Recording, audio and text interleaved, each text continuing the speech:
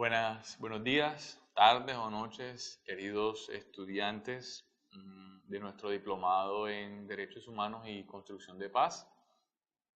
El día de hoy vamos a trabajar algunos temas que no alcanzamos a abordar en nuestra primera jornada, la clase anterior. Esta vez vamos a ocuparnos de algunos aspectos esenciales y muy puntuales de los derechos civiles y políticos, más allá de la introducción que hicimos en la clase anterior, y tienen que ver con el derecho, digamos, por excelencia o esencial de eso que conocemos como derechos civiles y derechos políticos, que es la libertad. Bien, como bien contextualizamos el origen de estos derechos en el siglo XVIII con las revoluciones burguesas liberales, debemos ampliar un poco más el espectro de consideración conceptual e histórica sobre estos derechos. Y para eso tenemos que hablar de una revolución que también sucedió en ese momento, pero que todavía no hemos hecho mención y aún no sabemos cómo se relaciona. Esa revolución es la revolución industrial, que como ustedes saben tuvo lugar entre el siglo XVIII, parte del siglo XIX, se puede decir, y trajo consigo un desarrollo económico nunca antes visto en la historia de la humanidad. ¿Y por qué se le llama una revolución a un simple desarrollo económico espléndido, en el que toda una época y toda una cantidad de países y personas desarrollaron al máximo su capacidad intelectual para ponerla al servicio de los inventos de la humanidad, como fue el ferrocarril, la máquina de vapor, el barco a motor, en fin, entre otros inventos muy importantes? Pues se le llamó una revolución porque lamentablemente, aunque estos inventos realmente favorecieron la vida en comunidad en algunos aspectos y han mejorado nuestra calidad de vida hasta el día de hoy, lo cierto es que murió mucha gente. Digamos, esta realidad económica hizo que mucha gente muriera de hambre, y es la realidad, y por eso se le llama una revolución. De hecho, se dice que murió más gente que en las revoluciones francesas y norteamericanas, y no se disparó un solo tiro, ni hubo ningún apuñalamiento, ni ningún delito que nosotros nos podamos imaginar. Simplemente la gente murió de hambre porque no tenía dónde trabajar. Bueno, ¿y qué tiene que ver esto con los derechos civiles y políticos? Pues esto hizo que primero se pusiera en consideración un dogma que existía en la época, un dogma conceptual, y era lo siguiente: el Estado no debe entrometerse en la vida de los ciudadanos. Eso ya lo habíamos dicho en la clase anterior. Como el Estado no debe entrometerse en la vida de los ciudadanos, el ciudadano puede hacer lo que él quiera. Puede comer o puede no comer. Puede trabajar o puede no trabajar. Todo depende de él. Entonces, ya eso también lo dijimos en la clase anterior. Entonces, la máquina en la revolución industrial desplaza al trabajador que estaba trabajador o al pequeño empresario que estaba acostumbrado a asegurar una pequeña porción de la venta diaria o la venta mensual de sus productos. Imaginemos cómo se hacía la ropa antes de la máquina de coser. Pues la ropa antes de la máquina de coser se hacía a mano. Entonces, unas personas se dedicaban a cazar animales, o en fin, a buscar las materias primas para hacer la ropa, y las ponía a la venta. Las ponía a la venta y le compraban unas personas, digamos, los vecinos compraban su ropa, en fin. Cómo era la leche antes de que la vendieran en estas industrias y las procesaran, en fin. Las personas tenían unas vacas, sacaban la leche de la vaca y la gente se acercaba a venderlas o ellos lo repartían, pero tenían una cantidad específica de productos asegurados que se iban a vender. Y no se preocupaban, estaban tranquilos, pues siempre me van a comprar, siempre me van a necesitar. Pero cuando aparece la máquina sustituye la mano de obra normal. Si esa persona que vendía leche, tenía 3 empleados o 4 empleados, que uno cuidaba la vaca, el otro buscaba el tarrito, llenaba la leche de la vaca, la ponía aquí en el estante, el otro la repartía. Con la máquina, ese proceso de 5 trabajadores podía resolverse en uno solo. Entonces, 4 personas quedaban desempleadas. Al quedar 4 personas desempleadas, habían 4 familias que ya no tenían que comer. Y esas 4 familias, si no encontraban un lugar de trabajo pronto, pues iban a morir de hambre porque el Estado no les podía asegurar su comida. Tenía que dejar libre a las personas que ellos se resolvieran sus problemas en ese sentido. En eso básicamente consistía el dogma de la libertad en esa época, pero déjenme ponerlo aún con mucha más precisión.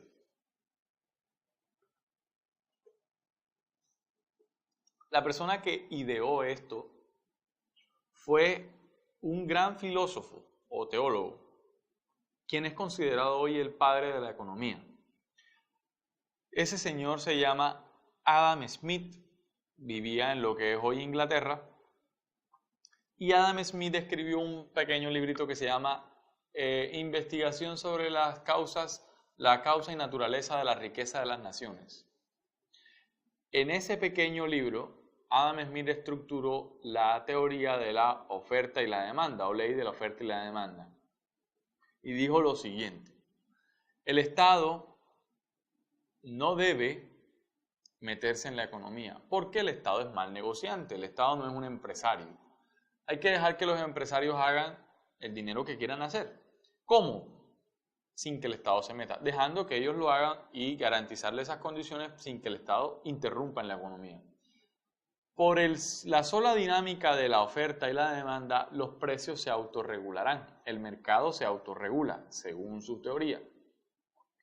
Y en ese sentido, y esto es lo más interesante, se supone que alcanzaremos una felicidad compartida entre todos, porque cada individuo va a buscar su propia felicidad. Entonces, la suma de la búsqueda personal de cada felicidad va a ser la felicidad general o el bien común, como ellos le llamaron. Entonces, esa es, desde el punto de vista económico, la doctrina liberal. Y eso llega al derecho, y llega al derecho de una manera muy interesante. Aparece en 1803 por primera vez una ley de derechos civiles. Esa ley se llamó el Código de Napoleón. Eso apareció en Francia. Napoleón, lo primero que hizo al llegar al poder en 1700, al finales del siglo XVIII y principios del XIX, fue crear un código, o sea, una ley general. Y en esa ley general estaban consignadas todas las posibilidades contractuales que tenían los ciudadanos. Es decir, una ley para regular la economía de los ciudadanos. Cómo podíamos adquirir propiedades, cómo podíamos perderlas, qué pasaba cuando nos moríamos, todo eso son derechos civiles. Y en ese sentido, el derecho se convirtió en una garantía de esa libertad de hacer dinero o de morir si no tienes cómo hacer dinero, porque el Estado no va a intervenir, ¿vale? Pues bien, ese código de Napoleón, que fue muy famoso en Francia en 1803, duró mucho tiempo, fue traducido al español. Y como ustedes saben, en nuestra época de la independencia colombiana y latinoamericana, la influencia de nuestros líderes independentistas era francesa, habían estudiado en Francia. Bolívar mismo había estudiado en Francia. Bueno, ese código lo tradujeron al español unos chilenos, entre ellos el famoso Andrés Bello. Entonces, ese código francés pasó a Chile, con el nombre del código chileno, del código Andrés Bello, muy famoso. Y ese código de Chile fue adaptado en Colombia y hasta el día de hoy tenemos el mismo código civil desde el siglo XIX. Y básicamente los derechos civiles son eso, derechos con los que las personas nacemos y nos reconocemos en una sociedad liberal. En la sociedad liberal en la que vivimos tenemos que hacer dinero. Digamos, no es una opción no tener dinero, hay que hacerla y el Estado no se puede entrometer. Eso como un dogma general. Bien, con relación a la revolución industrial, llama la atención que en el mismo país de nacimiento de Adam Smith nació James Watt. James Watt, por si no lo sabían, para los que no lo sepan, fue el inventor de la máquina de vapor. Y es curiosa su historia de vida para esto que estamos dialogando. James Watt fue un desempleado más. Fue un infructuoso empresario al principio. Y resulta que le dieron un pequeño empleo en el taller de física de una universidad. Y en ese taller James Watt empezó a jugar con esas herramientas, con esas máquinas y creó una máquina de vapor. Una máquina que a través de la presión del vapor permitía que el instrumento o la herramienta produjera mayor eficacia en menor tiempo, es decir, más movimientos con poco esfuerzo a mayor tiempo, y en el que el hombre solamente se encargaba de custodiar la máquina y de ponerla en funcionamiento. Imaginemos algo. Pensemos en un martillo. ¿Cómo nosotros clavamos, valga la redundancia, un clavo en una pared? Tomamos una herramienta, tomamos un clavo, lo fijamos y clavamos, ¿verdad? ¿Qué pasa si me equivoco? Si de repente no le pego al clavo, sino que le doy a mi dedo, cuánto me demoro clavando varios clavos, en fin. Es todo un esfuerzo, todo un riesgo, todo un trabajo que tengo que desempeñar en esa acción. Imaginemos que en el supermercado resulta que nos venden un martillo automático. Ese martillo automático me permitirá a mí solamente con presionar un botón y fijar un clavo específico que entre todo el clavo rápidamente.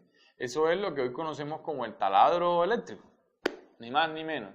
El taladro eléctrico desplazó muchas fuerzas de trabajo, porque si antes se implementaban varios hombres para clavar muchas cosas, ¿cuánto me demoro yo clavando un clavo en una pared con un taladro eléctrico? Entre otras cosas. Y digamos, todas estas máquinas y todos estos inventos tuvieron esas consecuencias en la realidad. La gente dejó, el taller o la fábrica y las empresas desplazaron a la manufactura, o sea, a las cosas hechas a mano. Y desplazaron obviamente a esas personas que estaban acomodadas con las pequeñas ventas diarias y no eran ricos, simplemente eran comerciantes. Ahora va a haber una clase social alta que van a ser los dueños de las empresas y esas personas van a tener a su cargo a un montón de trabajadores en esas fábricas para asegurar la mayor producción posible, o sea, la mayor cantidad de productos que puedan hacerse en el menor tiempo posible. Y tendrán esas empresas, talleres o fábricas que competir entre sí en un mercado que se regula por la oferta y la demanda, ¿vale? Esas personas que van a estar en esa, que van a mandar o van a controlar, van a ser las dueñas de esas grandes empresas, serán las mismas personas que financien la política. Entonces, esas personas van a hacer que los gobernantes legislen o formulen normas a favor de sus intereses. ¿Sí me hago entender? Por ejemplo, ¿a qué se va a dedicar el hijo del dueño de una fábrica de botones en Londres en el siglo XIX? Se va a educar a estudiar administración o a estudiar en una universidad sobre cómo mejorar la empresa de su padre, entre otras cosas. Entonces, se aseguran de alguna manera que la descendencia de esa clase alta tenga acceso a los mayores privilegios posibles y entre esos privilegios está el de formular las leyes o hacer las leyes. Pues bien, esas leyes obviamente van a tener unos intereses que son los de esas personas. Entonces, en el siglo XIX, aunque cueste decirlo y cueste creerlo, existió un trabajo forzado o digamos, forzado por las circunstancias. Las jornadas de trabajo de los trabajadores en el siglo XIX en toda Europa y acá también, pero pues aquí todavía había esclavitud, eran de hasta 18 horas al día y trabajaban mujeres y niños, porque es que si no trabajan no comen, o sea, es una obligación prácticamente. Bien, entonces esas personas que trabajaban tantas horas, eran tanto tiempo, un movimiento filosófico ayudó a que ellos de alguna manera se juntaran y crearan algunas reformas a favor de sus derechos, en contra de los derechos civiles que son tener dinero, entre otras cosas. Y se produjo el movimiento obrero. El movimiento obrero trajo y aparece lo que se denomina la segunda generación de derechos humanos. Esa segunda generación de derechos o derechos de segunda generación son los derechos con relación al trabajo. Jornadas de trabajo más cortas, seguro social, pensión, prestaciones sociales, accidentes laborales, en fin, todo eso. Bien, todo eso ocurrió a finales del siglo XIX y en Alemania, en un país liberal, en un país comerciante, un general que era en ese momento, por decirlo de alguna manera, el presidente Otto von Bismarck, fue el primero que legisló a favor de esas personas.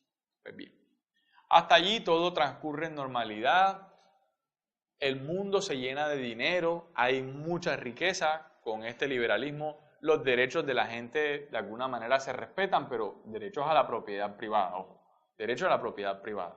Todavía no existe comunismo, nada de eso todavía no va por ahí. Hasta que en el siglo XX, en los años 30, en Estados Unidos, quiebra la Bolsa de Valores de Nueva York, lo que se llamó la tragedia del 29, ¿no? El crack del 29. Cuando quebró la Bolsa de Valores de Nueva York, quiebra por simplemente por una crisis de los derechos civiles, por decirlo de alguna manera. En los años 30 del siglo pasado, siglo XX, Estados Unidos era el país más rico del mundo, país mejor posicionado del mundo. Exportaba todos sus productos, tenía, y además adentro, o sea, dentro de su país tenía cómo los productos se vendieran, tenía mucha plata Estados Unidos. Y los bancos en ese auge de dinero y en esa demanda del mercado de seguir prestando y prestando dinero, prestaba dinero a las personas sin tener la garantía de que les iban a devolver ese dinero. Entonces, por ejemplo, resulta que la persona no tiene trabajo, pero es un empresario y él quiere hacer una empresa. Bueno, ahí tiene esta plata. Resulta que la persona invirtió la plata y no le funcionó en la empresa y quebró. ¿Quién le paga la plata al banco? El Estado no puede, ¿no? Porque no se puede meter en la economía. Entonces, a la persona le rematan su casa, sus bienes, todo porque hay que proteger la libertad del banco de seguir prestando a otras personas, ¿verdad? Entonces, cuando las personas no pagan sus préstamos y eso se convierte en algo generalizado, el banco no puede prestar más plata y se queda sin dinero. El banco quiebra. Y si el banco quiebra, la economía quiebra porque no hay plata para comprar. Aunque cueste creerlo, la economía capitalista liberal como la nuestra, de derechos civiles, implica consumir. Si no hay dinero en las calles, si no hay comercio, si no hay compra y venta de bienes y servicios constantemente, la economía se acaba, pues cae, hay crisis, hay despidos masivos, hay un montón de situaciones que pasaron en 1929. Y hasta ese momento ninguna teoría, ningún derecho, ninguna ley podía ayudarnos, podría ayudar a la gente en ese momento, porque se creía que el Estado no debía intervenir en la economía y una de las teorías que surgieron en ese momento fue que se quedara la gente tranquila, que eso era un ciclo de la economía y que luego se iba a recuperar. Pues resulta que eso no se recuperó así nomás. Hizo falta otra teoría de otro inglés que se llamó John Maynard Keynes, que dijo que el Estado sí debía intervenir en la economía. Intervenir en la economía a favor de la clase dominante, no intervenir en la economía a favor de los pobres. Ay, sí, pobrecitos. No, los pobres tienen la libertad de morir de hambre si no tienen cómo trabajar. Eso piensan los derechos civiles en ese sentido. O sea que trabajar es una necesidad humana. Nos toca. Entonces, John Maynard Keynes dijo que habían dos formas en que el Estado debía intervenir en la economía para mejorar la economía. ¿Cuáles eran esas dos formas? Regalarle dinero al empresario y al trabajador. Al empresario para que recuperara su empresa, volviera a producir y contratara gente. Y al trabajador para pagar sus deudas y tener cómo vivir, es decir, para seguir comprando. Subsidios, así de sencillo. Subsidiar la oferta y subsidiar la demanda se llama eso. Bueno, y la otra forma de intervenir en la economía era creando obras públicas que no eran necesarias de pronto, pero que ayudaban a contratar personas, trabajadores. Entonces, vamos a hacer un puente. Lo que dura la construcción del puente, vamos a contratar obreros y esos obreros, lo que dure la construcción del puente, tendrán cómo seguir comprando. Tendrán la oportunidad de pagar sus deudas, comprar otras casas, comprar otras cosas y así se reactivaría la economía.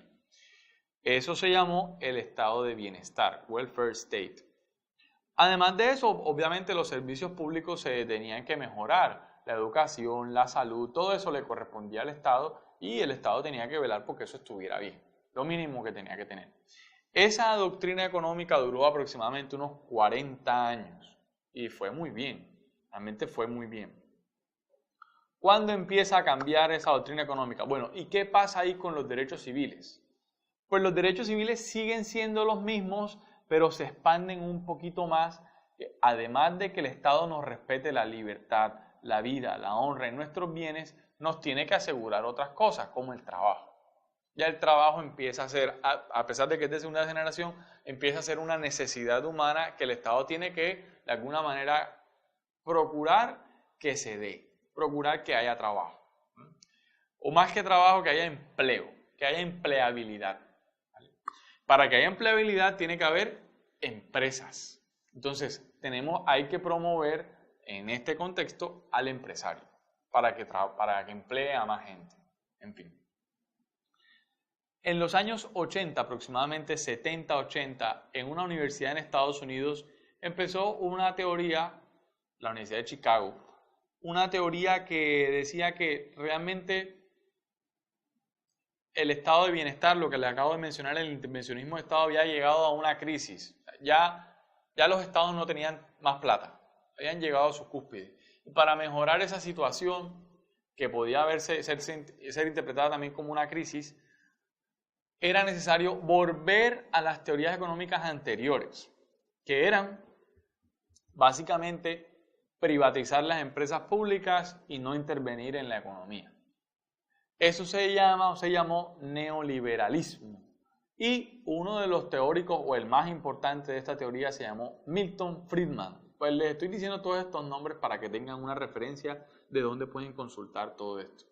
Entonces, Milton Friedman, que era profesor de la Universidad de Chicago, contó con la suerte que la Universidad de Chicago en ese momento tenía un convenio con la Universidad Católica de Chile. Y los chilenos que estudiaban economía en la Católica de Chile podían hacer doctorados en la Universidad de Chicago, donde estaba Milton Friedman. Milton Friedman creó todo un grupo de estudiantes de doctorado y doctores académicos que respaldaban sus teorías. Se llamaron los Chicago Boys, los chicos de Chicago. Y cuando llegó la dictadura de Augusto Pinochet a Chile, todos esos doctores de la Universidad de Chicago fueron a asesorar a Augusto Pinochet. Y ocurrió lo que se denomina en la historia el milagro chileno. Fue la recuperación de la economía chilena que había caído en una crisis. Pero llama la atención que eso haya ocurrido en una dictadura. Es decir, en una dictadura hay necesariamente una debacle de los derechos políticos, que consisten en nombrar nuestros propios gobernantes.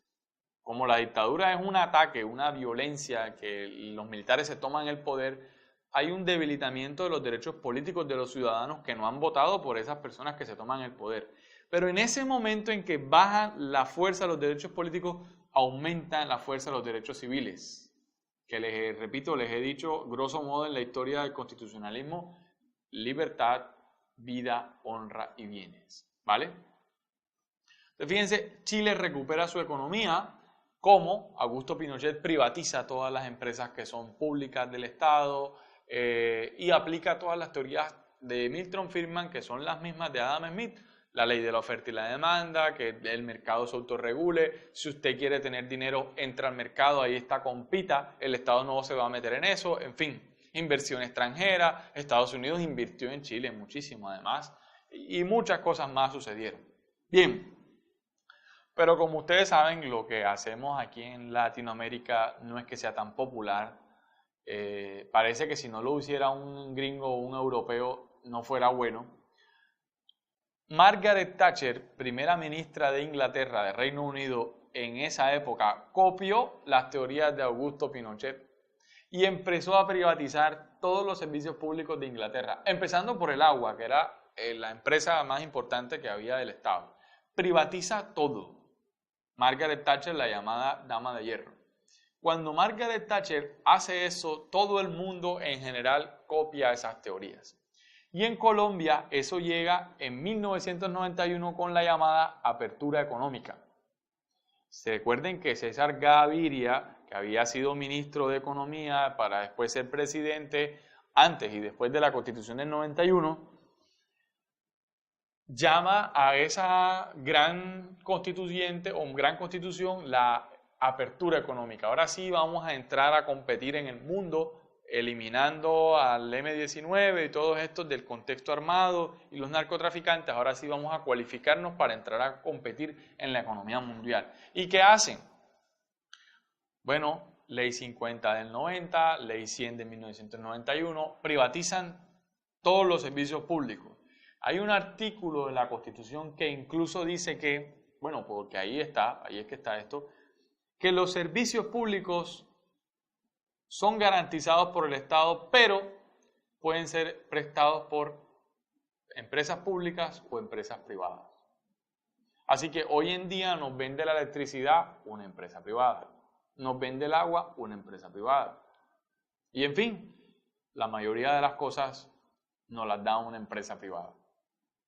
Entonces, fíjense que en este trayecto que les he descrito de la historia económica mundial de Occidente, de donde nosotros hacemos parte, les he hablado de liberalismo económico, que es la doctrina económica de los derechos civiles del constitucionalismo que actualmente vivimos.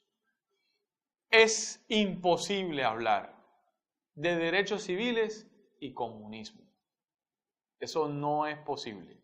Si hablamos de derechos civiles, estamos hablando de una doctrina liberal del Estado, en la que el Estado no se mete en nuestras vidas, no nos dice cómo debemos vivir, pero tampoco nos asegura la comida.